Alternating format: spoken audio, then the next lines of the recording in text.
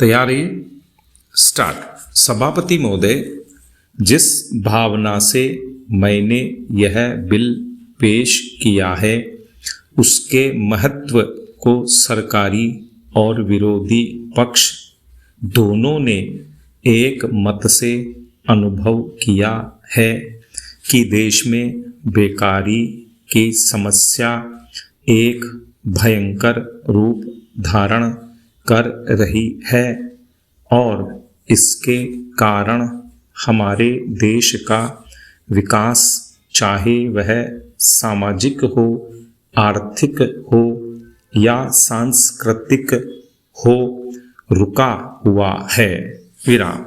पिछले 55 वर्षों से इसी परिस्थिति का निर्माण होते हुए हम देख रहे हैं।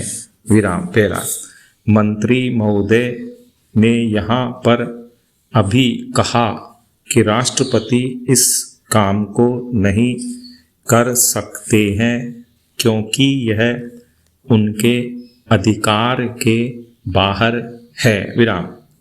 आप जब भी यह देखते हैं कि किसी राज्य में वहाँ की व्यवस्था, वहाँ का विकास ठीक नहीं हो रहा है तो उस राज्य में राष्ट्रपति का शासन लागू कर देते हैं। जब किसी राज्य में अराजकता फैल रही हो, विकास का काम समाप्त हो गया हो और वहाँ के नेता जिम्मेदारी से काम न करते हों तो वहाँ पर राज्यपाल का शासन लागू कर दिया जाता है। ऐसे अनेक उदाहरण हमारे देश में मौजूद हैं।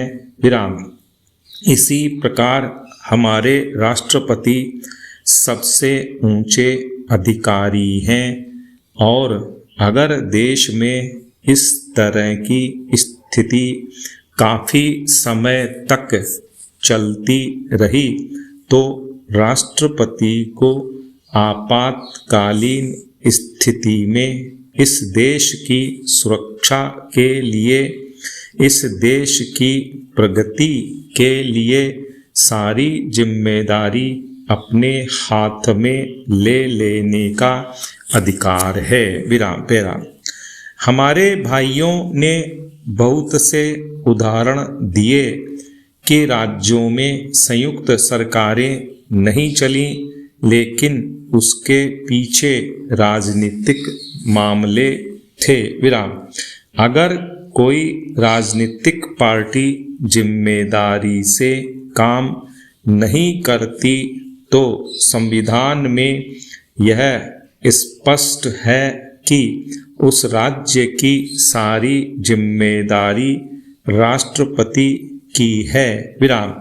मैं आपको एक उदाहरण देना चाहता हूँ। संविधान में आदिवासी हरिजनों की उन्नति के लिए प्रण किया गया था कि 10 वर्ष में उनकी सामाजिक तथा आर्थिक स्थिति को सुधार देंगे। यह सरकार उसमें भी असफल रही।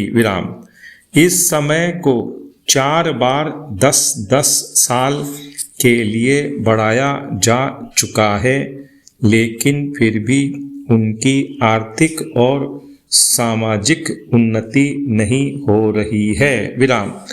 इसमें यह सरकार बिल्कुल असफल रही है। पिछले सत्र में इस विषय पर सरकार के विरुद्ध अविश्वास का प्रस्ताव भी आया था। इसलिए मेरा कहना है कि भारत में इस समय जो बेकारी की समस्या है वह इस ढंग की समस्या है जिसके रहते सारे देश को उन्नत बनाने की व्यवस्था हम सोच रहे हैं। विराम।